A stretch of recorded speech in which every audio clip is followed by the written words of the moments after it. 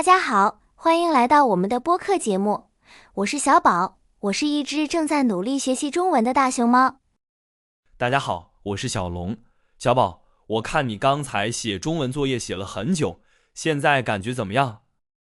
哎呀，小龙，我现在觉得嗓子特别干，就像着了火一样。这让我想起了今天下午发生的一件很有意思，也让我有点困惑的事情。哦，快跟我们分享一下，到底发生了什么让你觉得困惑的事？今天下午我在家工作了一会儿，感觉特别累。我放下笔，揉了揉眼睛，决定去厨房休息一下，顺便喝一点水。听起来是很正常的休息时间，工作之后确实需要补充水分。我走进厨房的时候，看见桌子上放着一个很大的水壶，我当时心里特别高兴，眼睛都亮了，心想太好了，终于有水喝了。结果呢？你喝到那壶水了吗？我伸出手，满心期待地拿起水壶，想往杯子里倒水。结果我发现那个大水壶轻得不得了，拿在手里感觉像一根羽毛。我往里面一看，哎呀，里面一滴水都没有。那你就去接水或者装水啊，厨房里应该有水龙头的。小龙，问题就在这里。当时厨房里不只有我一个人，还有另外2个朋友也坐在那儿休息。也就是说，当时厨房里一共有3个人。对，我们3个人都坐在桌子旁边。其实大家都看到了水壶是空的。然后呢？你们3个人谁站起来去接水了吗？大家都只是看了一眼水壶，然后又转过头去，若无其事地继续做自己的事情了。一个朋友在玩手机，另一个朋友在盯着窗外发呆。没有一个人去装水，甚至没有人说话，厨房里非常安静。哈哈，这种尴尬的情况其实在生活中真的很常见。我当时就坐在那儿想，装水其实是一件很简单很快的事情，既然大家都渴了，为什么没有人愿意去做呢？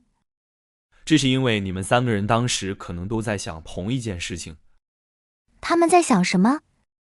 每个人可能都在心里悄悄地想，也许我不动，别人也会去做吧，或者在心里比较，觉得谁先去，谁就亏了。对，我觉得大家当时肯定都是这样想的。听你这么说，我想到了一个中国非常有名的寓言故事，名字叫做《3个和尚没水喝》。这个故事和你今天的经历真的很像。3个和尚，听起来就很有趣，快讲给我听听吧。我想知道这3个和尚到底是怎么回事。没问题，这个故事发生在很久很久以前，在一座很高很远的山上，有一座很小很安静的寺庙。寺庙就是和尚生活和修行的地方，对吗？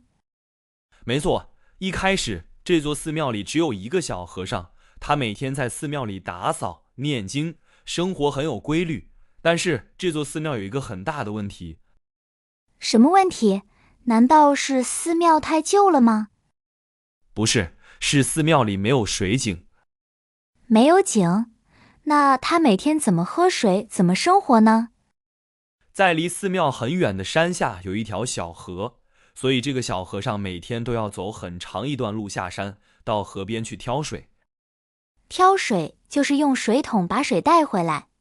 我能想象那个画面，小和尚肩膀上扛着一根扁担，两头挂着2个大大的木桶。没错，他的脸憋得通红，额头上全是汗水，每走一步都要大声喘气。虽然很累，但是因为只有他一个人住在这里，他知道如果不去挑水就没有水喝，所以他每天早上都会自己去挑水，水缸总是满的。所以一个人的时候虽然辛苦，但还是有水喝的。对，过了一段时间，寺庙里又来了第2个和尚，现在寺庙里有2个人了。2个人住在一起应该更轻松了吧？他们是怎么分工的？他们商量了一下，每天挑水很辛苦，如果2个人一起去，会不会更轻松一点？听起来很合理。于是他们开始一起下山去抬水。他们用一根长长的木棍抬着一个大水桶，一个人在前面，一个人在后面。这样的话，水桶挂在中间，每个人出的力气变小了，而且两个人可以一边走一边聊天，事情做得很快，也没那么累了。是的，所以两个和尚在一起的时候其实没有问题，配合得很好。听起来一切都很好，那后来发生了什么？后来又来了第三个和尚，现在寺庙里一共有3个人了。从这里开始，问题出现了吗？没错，当有了3个人的时候，大家的心里就开始产生微妙的变化了。第一个和尚坐在那里，看着空空的水缸，心里想，现在有3个人了，也许别人会去挑水。第二个和尚低着头，假装在看经书，心里想，如果我不去，也许另外2个和尚会去。第三个和尚打了个哈欠，心里想，反正有3个人，总会有人去挑水。所以每个人都在等别人先行动。对，大家你看看我，我看看你。第一个和尚盯着第二个和尚的鞋子看，第二个和尚盯着第3个和尚的衣服看，谁也不说话。那他们渴了怎么办？哪怕嗓子都干得冒烟了，他们还是坐在那里不动。于是1天过去了，没有人去挑水。2天过去了，还是没有人动。那最后的结果呢？最后的结果就是3个和尚都没有水喝。哈哈，这个故事真的有点好笑，但又觉得很有道理。是的，所以中国有一句非常有名的传统说法，专门用来总结这个故事，叫做1个和尚挑水喝，2个和尚抬水喝，3个和尚没水喝。这句话总结得太精辟了，明明人变多了，本来应该更容易解决问题，结果却更糟。没错，这就是这个故事想表达的意思。当人很多的时候，每个人可能都会觉得这件事应该不是我来做，而是别人的责任。所以最后反而没有人做。小龙，我觉得在现实生活中，这种事情真的到处都是。比如我刚才提到的学校里的小组作业。哦，那个确实非常典型。比如老师把5个学生分到一个小组，如果没有人站出来带头，大家可能都会一直拖着，每个人都在群里发，大家谁先开始？然后就没人说话了。每个人都在心里说，我等一下再做吧，先看看别人是怎么做的。结果直到最后一天，大家才发现什么都没做，只能坐在一起焦虑的熬夜。在办公室里也是一样，比如有一个任务发下来了，但是没有人主动去带头，大家都觉得别人会去做，结果这个事情就一直停在那里，没有人去完成。所以我觉得这个故事教给我一件很简单，但是非常有意义的事情。你觉得是什么呢？那就是在生活中，有时候不要一直等别人。